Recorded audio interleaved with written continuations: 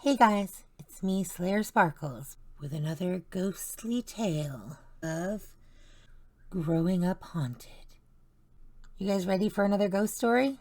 Okay, well, today I'm going to tell you a story that is bigger than one episode.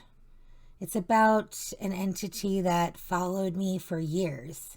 It took a lot to get rid of it, and I say entity because while I thought this was a ghost, through later research I realized that it's probably more along the lines of what some other ghost hunters would call a demon. I'm not religious, so I'm less comfortable with terms like demon. I'm just going to call it an entity, but just so you know, this is what we're talking about. It's stronger than a regular spirit, ghost, whatever. And it has a different kind of presence. So today's tale is about how I met this thing. And it told me a name, but I'm not going to tell you that name. I'm feeling like we shouldn't give this thing a name because sometimes when you give something a name, it can give it more power. And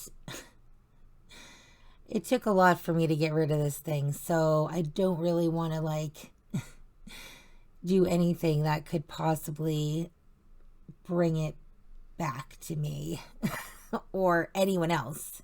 So yeah, I'm not going to give it a name, but we can just call it our little friend. All right, well, I don't know what I'm going to call it. But anyway, let me just tell you the story. We'll figure that out later. So, I'm 15. I have a best friend. We're going to call her Jules. We were the kind of best friends that, we knew each other, and then I guess we started just hanging out more this one summer. So the point is, we didn't know each other that well. So Jules invites me over to her house for a sleepover. And actually, pretty sure that was the first time I had ever been to her house. It was a pretty big house, and it had this finished downstairs family room. So that's where we were spending the night, in this family room. Where we could have room to spread out on the floor with our sleeping bags, and we had a TV down there and other stuff to do to keep us occupied so we weren't making a bunch of noise in the rest of the house, I guess. So at this point in the story, we're about to do something that I highly recommend none of you ever, ever, ever do. And I know some of you out there are going to be like, that's ridiculous. But I'm telling you, this is real as shit. We were about to use a Ouija board. Something that's sold as a game. And it's made out of cardboard. And it's meant to call ghosties and stuff. Now, what is wrong with this? Well, if you don't think it's going to work because you don't believe in ghosts, well then, I don't know what to tell you. They're real. So, I'm not saying they work 100% of the time, but they do work. And I've heard enough stories from other people to know that it's not just me and my witchy blood. They do work. They make shit happen. They call stuff. Okay? Now, here's the thing about these mass-produced cardboard Ouija boards. They are an extremely unsafe version of a real thing that's used to contact spirits. A real Ouija board that can be safe. I don't know if they all, I've never even seen one. I think they're pretty rare.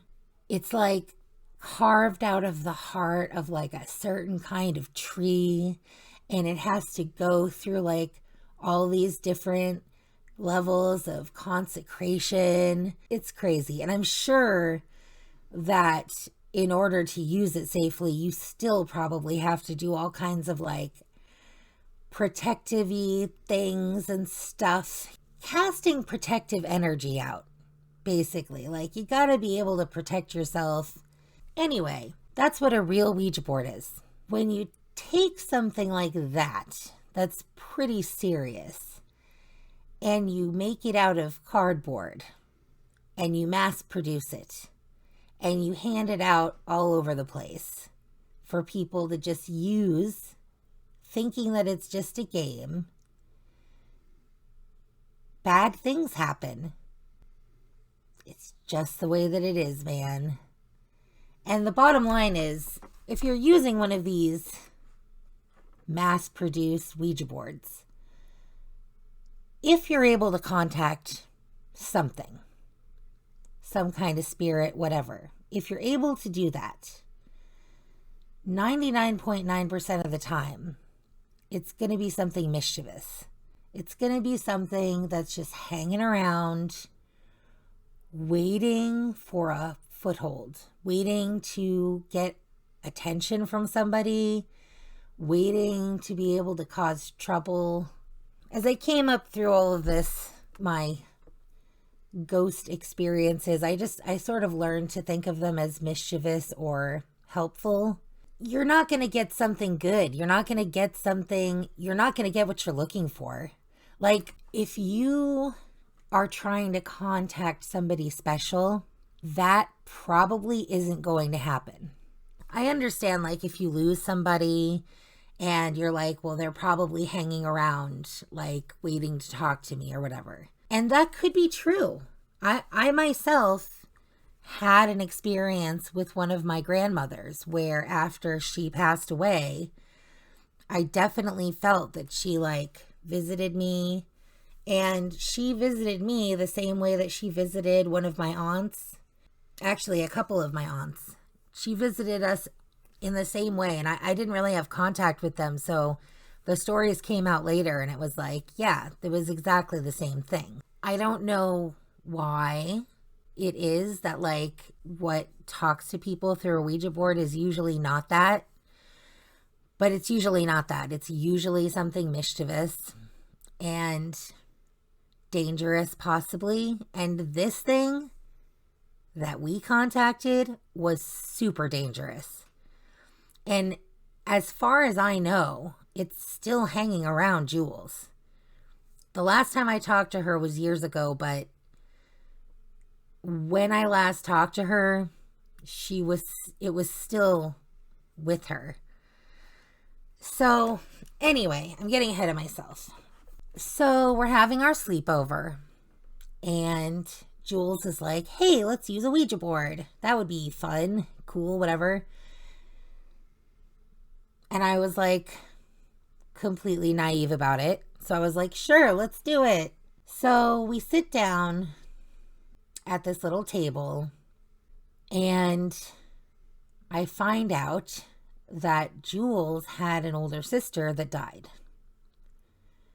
And that Jules wanted to talk to her sister. So I'm down. I'm like, okay, let's do it, you know? Because I had like ghosty experiences and stuff, but I was pretty naive. I was pretty like reckless. I was just kind of like doing whatever. I didn't have any guidance. So I was just doing whatever. And I hadn't run into anything yet that had like, that I understood had done me any kind of harm. Like, I do think harm had happened, but I don't think I understood it yet. It occurs to me that some of you may not know what a Ouija board looks like. So basically well, in this case, it looks like a game board. And it has all the letters of the alphabet on it and numbers 1 through 9. It has a yes and it has a no. And it has a goodbye. I forget what else. Honestly, I haven't seen one in a really long time. But the bottom line is, it's got all this stuff because you've got this little thing called a planchette. And it's like a little like heart-shaped or spade-shaped plank.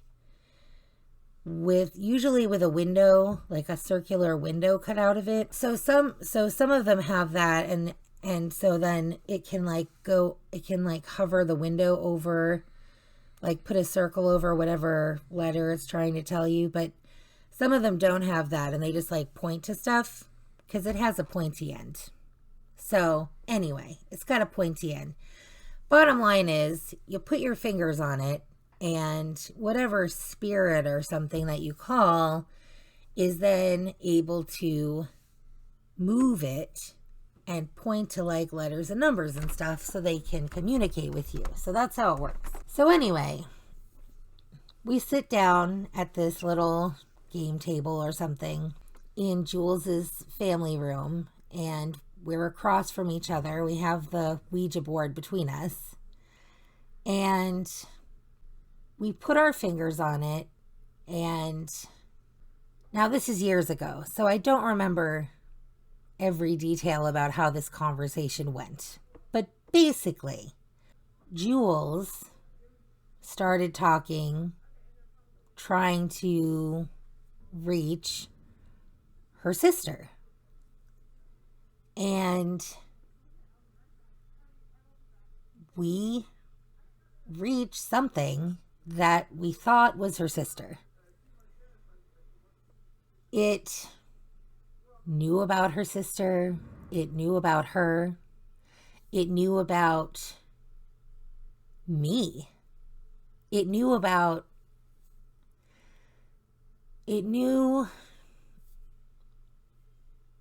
all kinds of stuff that it shouldn't have known. You know what? I take that back. I don't think I knew that it knew about me yet at first, because it was pretending to be her sister is the point. Okay. So like, it knew how her sister died. I didn't know her sister. I didn't even know she had a sister. So this was Jules's test. Jules was like, well, you know, my friend can't be moving it if it can answer questions about my sister, because my friend doesn't know my sister, didn't know her, didn't know she even had died. So that was Jules's proof, you know, like this thing that's talking to us can answer all of these questions about herself, about her sister, about her sister's death. I think I was sure that something was there. I mean, I remember being able to feel it. And also, it was like, it had, even though it was just pointing at stuff, it was as if it had a voice. It was weird. It didn't feel like either of us. It definitely felt like something else was there. So I also thought it was her sister, because it knew all of this stuff, and I didn't have any experience using a Ouija board yet, I don't think. And so I just assumed. I mean, I'm 100% sure that I wanted to also test it, because I was like, you know, it could be Jules moving it, right? So again, I don't remember exactly how this conversation went, but I definitely at some point asked it questions about me, and it knew stuff about me. So that's freaking weird, right? And why would her sister know anything about me, right? But then it's like, maybe stuff, like maybe spirits and stuff talk. I think that it claimed that. I think it claimed that there were like other spirits there that it was like talking to, and that there were spirits there that like knew me or something, and that was how it could like answer questions about me and like talk about me. Now, let me just say, this is part of the reason that I have later decided that this was probably not just a regular ghost, because it could answer all kinds of questions. It knew stuff that it shouldn't know at all. Like, well, we'll come to this later, but I mean, it knew stuff about pretty much everyone. So that's weird, right? Even for a ghost. So anyway, back to the story at hand. We think it's her sister for a while, and then as the conversation keeps going, it's revealed that it's not her sister. And I think that the entity like just told us that. Like, I don't remember if like maybe we were suspicious, like maybe we were really questioning it, like, are you sure that's who you are? But either way, it totally admitted to us, like, yeah, I'm not Jules' sister. And I think maybe it told us that like Jules' sister was like there with it or something. It was, I don't know. It was giving us some like excuses for like how it could know stuff. That freaked us out. Like, oh, we think we're talking to like Jules' sister, and now it turns out to be this other thing, and we don't know what the hell it is. It's been lying to us already. It knows all kinds of things about us. What the fuck, right? Honestly, I'm getting a little creeped out just telling the story right now. I don't, honestly, like, I don't tell these stories very often for that very reason, because they're scary.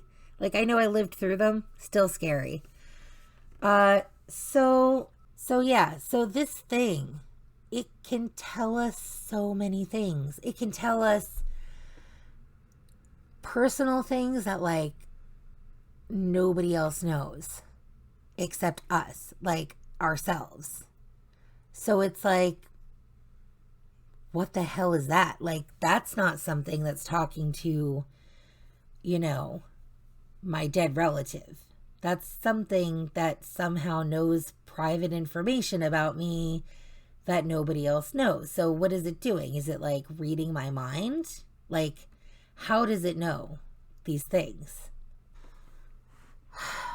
So we talked to it for a while. We got good and freaked out. I remember that it lied to us.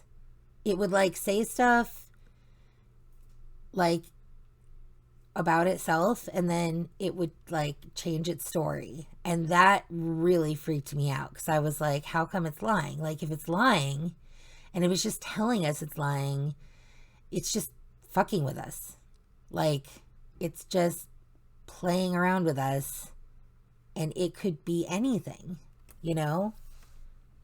So we did get really scared, and eventually we stopped talking to it, but I think we talked to it for hours. And I don't know if I slept that night. I'm pretty sure we like got in our sleeping bags and tried to sleep, kind of, but like I was way too freaked out. Pretty sure I could sense that like it was still in the room. So that was the beginning. That was how we invited this thing into both of our lives. This thing that followed me for years, that I worked really hard to get rid of. It tricked me a lot into thinking it was other stuff. I've got a lot of stories. It attached itself to a lot of other people in my life.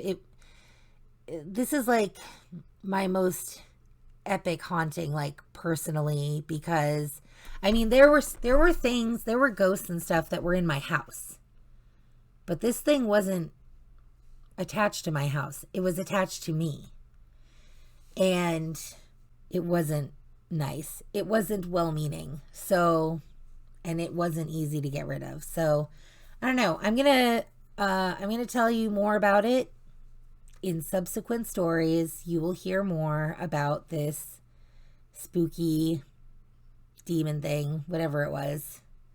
I don't know. I'd like to come up with a name for it. I can't think of anything right now.